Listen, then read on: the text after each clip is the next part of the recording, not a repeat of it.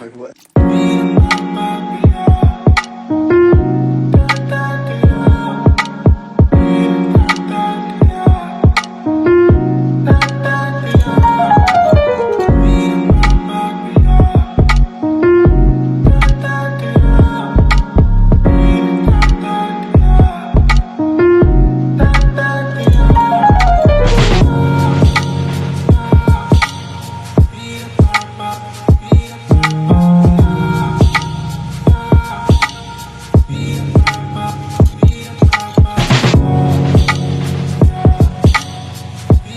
สบายดีแล้วก็สวัสดีพ่อแม่พี่น้อง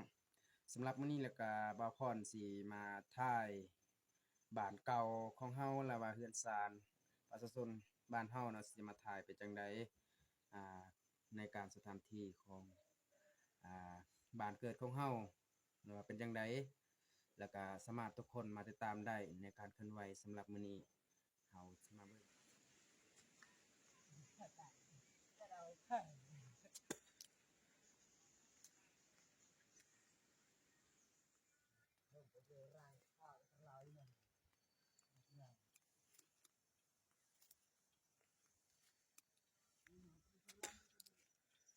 อันนี้ก็เราเข้าที่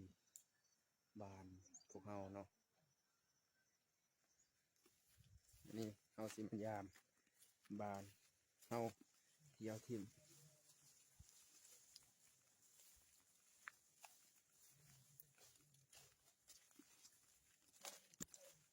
เส้นทางก็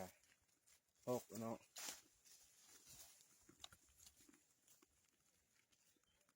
นี่ก็บ้าน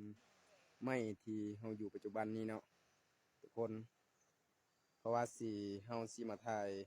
บ้านเก่าของบ้านเฮาเนาะ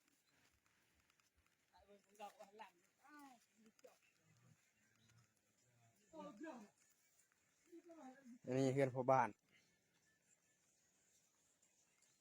ไอ้ดึกยาวเนาะแต่เรากะบ้าน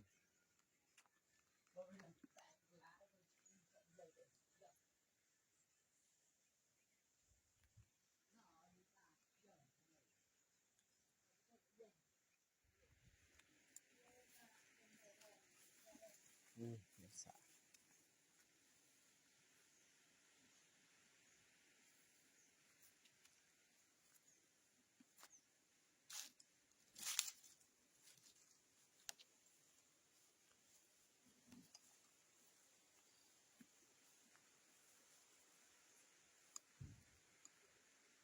นี่อยู่กลางกะไม่แต่ไม้หยังเนาะต่างๆนี่ เพื่อนทั้งเก่าที่บาพรฮันนี่อยู่เทิงเพื่อนบาพรทุกคนมาเบิ่งเลยจักหน่อยเฮาสิมาถ่ายนะ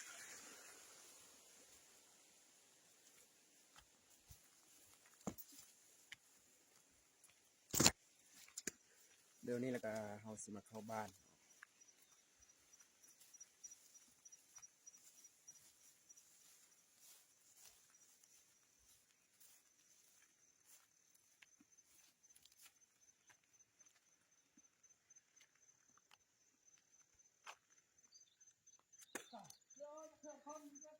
แล้วก็นี้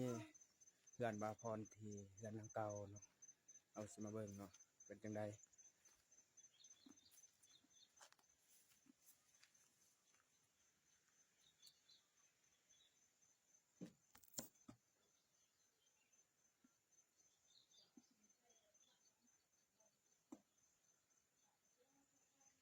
อยู่ไหนแล้วก็นี้เพื่อนครัวของพวกเฮาเนาะเพื่อนครัวของบาพรเดี๋ยวไหนก็มืดครึ้มเนาะโอ้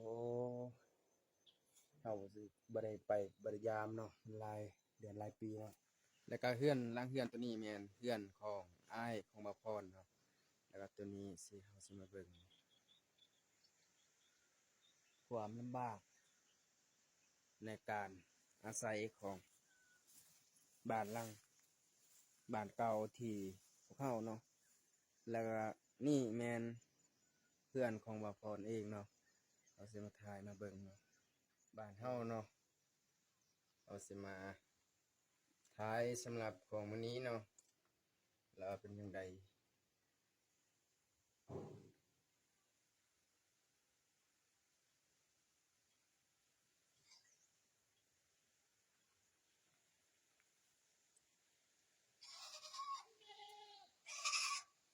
บ่พรก็บ่ได้มายามโดนๆไปแล้วก็มื้อนี้เฮาสิมายามเทื่อเดียวขึ้นเบิ่งเลยเฮือนตัวนี้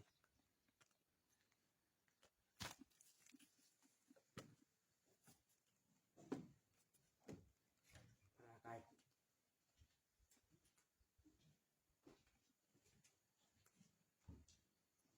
อันนี้เฮือนที่เขาเฮ็ดใหม่ประมาณก็เขาได้อยู่ประมาณ2 เดือน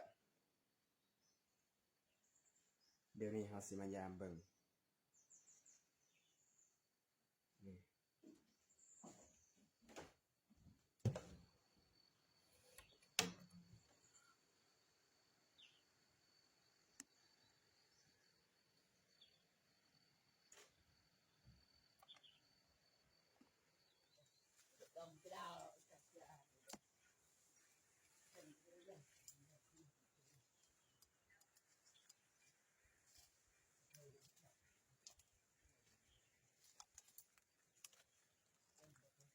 มันยังกัน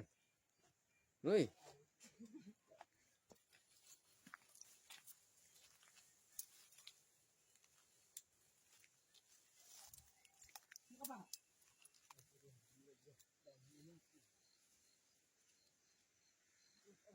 สุกแล้วสุกแล้วสุกแล้วใจใหญ่ใหญ่ เขาเอิ้นว่ามากกันยังนี่บ่มาเทียบ มาเทียบมันเป็นมักกะลอเหรอ ดวงแก้วพรดม เทียบกับยีร้ายนะมากเอ้ยถึงนี่เจ้าของมาเทียบขึ้นไปเก็บเอง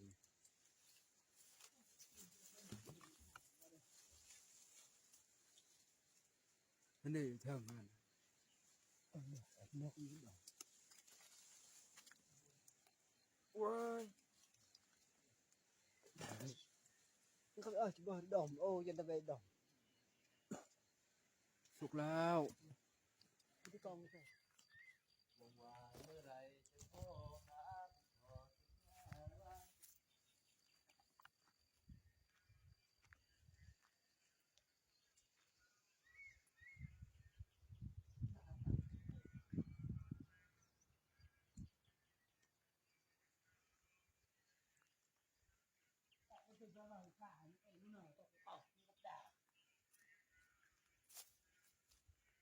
น่ะล้างหลอกยังไงล้างหนึ่งไปดีตา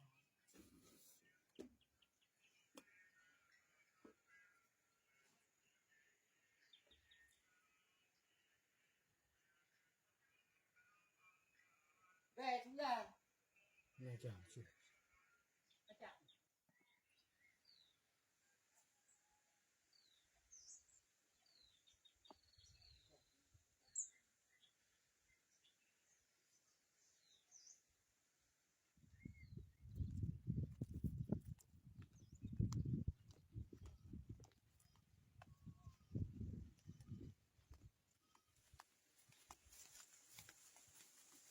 ตอนนี้ก็พวกเขาเกี่ยมเมื่อแหละ